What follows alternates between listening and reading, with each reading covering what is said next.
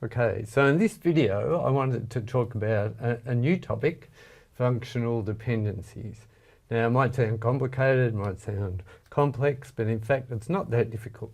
But before getting into that, I wanted to relate it to what we've already talked about. And we've talked about entity relationship. And basically that's a mechanism for talking about connections between entities like students and courses, and basically there could be a relationship involved.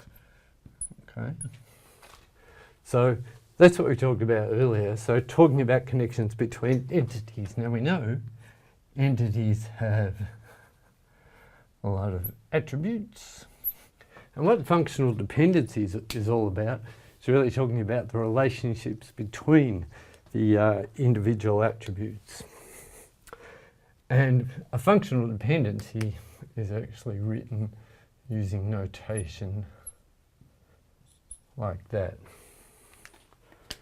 I'll define what that means in a moment, but I really wanted to talk about why do we care about functional dependencies. There are a number of reasons why they're interesting, and one in particular is they allow us to talk about what you might call the goodness of schemas. So we talked about when we did our ER design, we designed a schema and we implemented it as SQL, but now we're interested in, did we actually come up with a good schema?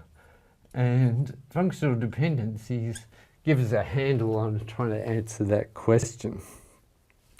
The other reason why functional dependencies are important is that they allow us to restructure our schema to minimize redundancy of stored information. And I'll show some examples of why that's a problem in a little while. And the final thing, something a little bit more far-fetched, but potentially automatically deriving a schema. So given a set of attributes and a set of functional dependencies, in theory, we can write an algorithm that will say, all right, put these attributes in this entity, put these attributes in this entity, put these attributes in this entity, and the whole schema just emerges from running this algorithm. All right, so let's talk a little bit about the notion of functional dependency. So we've got this arrow notation over here, and I wrote that some attribute, and generally we'll write attribute names just as uppercase letters. So attribute A determines attribute B. So if we got a relation that involves three attributes, A, B, and C, what this functional dependency notation means is that if we've got a tuple in R that has a particular value, so let's say T1 has a value for the attribute A of X, and T2, a different tuple, also has a value for the attribute A of X, then if this condition here is true, if A does functionally determine B, then we know that the value of B in the two attributes has to be the same. So the value of A, the value of X of A, means that the value of B in both those tuples is going to be identical. So maybe we need a more concrete example. So let's have a look at movies. So we might imagine a movie database where we've got a schema which talks about the movie title, the year that it was made, the runtime,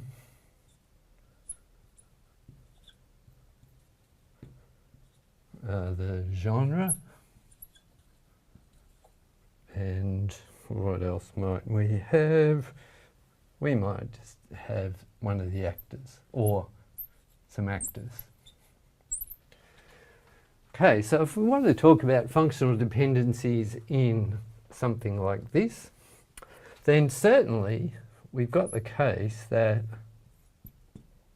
the title does not functionally determine any of the others. And just to be consistent with this kind of notation, I might start abbreviating everything. So T, Y, R, G, and A.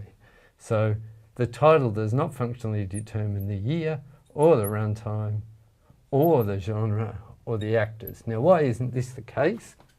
Well, there might be a movie with the same title made in different years, and the classic example I always come up with is King Kong. So there was an original version of King Kong made in the 30s. I'd say it was made in 1930, I'm not sure exactly when it was made, which was maybe 90 minutes long, and we could categorise it as maybe sci-fi, although that's probably stretching the truth a bit, and the actress who made her name in this movie was called Fay Wray.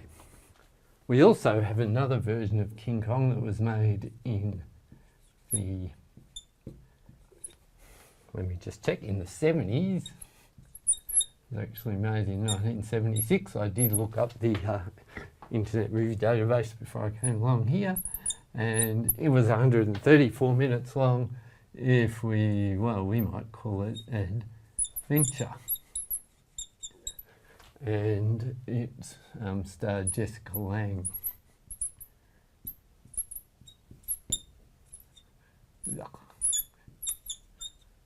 Shocking writing. All right, in any case, so the whole point of this is that we've got two versions of King Kong, two tuples that have the same value for attribute A, but all of the other attributes are different. We need to add another tuple to show a little bit more about functional dependency. Let me see. So what have we got? We've got title, year, runtime, genre, and an actor. Okay, so if we do another tuple, King Kong, and this time we'll talk about the 1976 version, which is 134 minutes long, and we said it was an adventure movie, and it also happened to star Jeff Bridges. So, what can we learn from this about functional dependency? Well, one thing we can learn is that if we know that it's the King Kong made in 1976, every tuple that talks about this movie ought to have the same runtime. So the combination of title and year does functionally determine the runtime. Similarly, it determines the genre, okay? King Kong made in 1976 was an adventure movie. One thing that the combination of title and year doesn't determine the actor, because here we've got King Kong 1976 with one actor, here we've got King Kong 1976 with a different actor, so we simply wouldn't write down that there's any functional dependency there.